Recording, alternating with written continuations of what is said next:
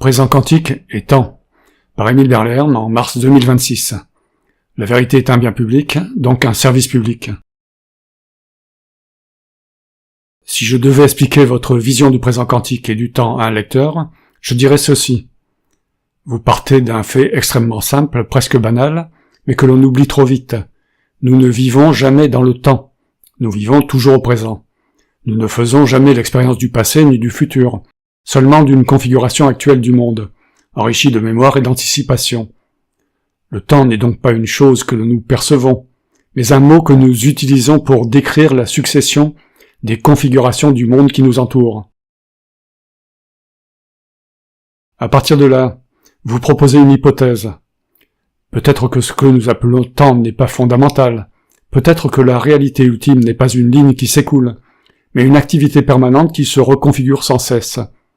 Vous appelez cela, de manière exploratoire, le présent quantique. Ce n'est pas un instant psychologique, ni une unité de calendrier cosmique.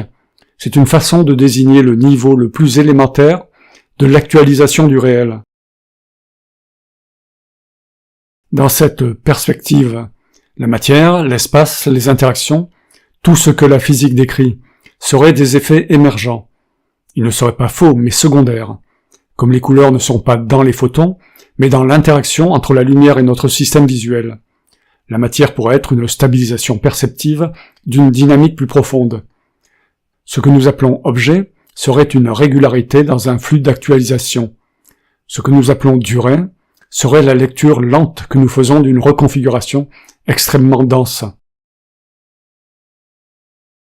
Vous ne niez pas la science. Vous acceptez que les équations fonctionnent, que les prédictions soient valides, que la relativité et la mécanique quantique décrivent correctement notre univers observable. Mais vous suggérez que ces descriptions concernent le niveau émergent, pas le fondement ultime. Le temps des physiciens serait un outil de calcul, utile et puissant, mais peut-être pas une propriété fondamentale de ce qui est. Ainsi pour vous, l'univers ne se balade pas dans le temps, il se reconfigure constamment. Il n'y a jamais que le présent, mais un présent si fondamental qu'il échappe totalement à notre accès direct. Nous ne sommes pas dedans comme observateurs privilégiés, nous sommes le résultat d'une immense succession de ces actualisations. Nous sommes une lente apparente cristallisation d'un processus plus profond. Vous ne prétendez pas savoir ce qu'est ce niveau fondamental. Vous ne lui attribuez ni substance mystique, ni intention. Vous dites simplement qu'il doit exister quelque chose, une activité, une structure ou une loi, qui rendent possible cette continuité apparente du monde sans supposer que le temps, tel que nous le concevons, soit une entité réelle. Le présent quantique n'est donc pas une croyance, mais une hypothèse de travail, une manière de penser l'émergence du réel, à partir d'un fond qui nous restera peut-être toujours inaccessible.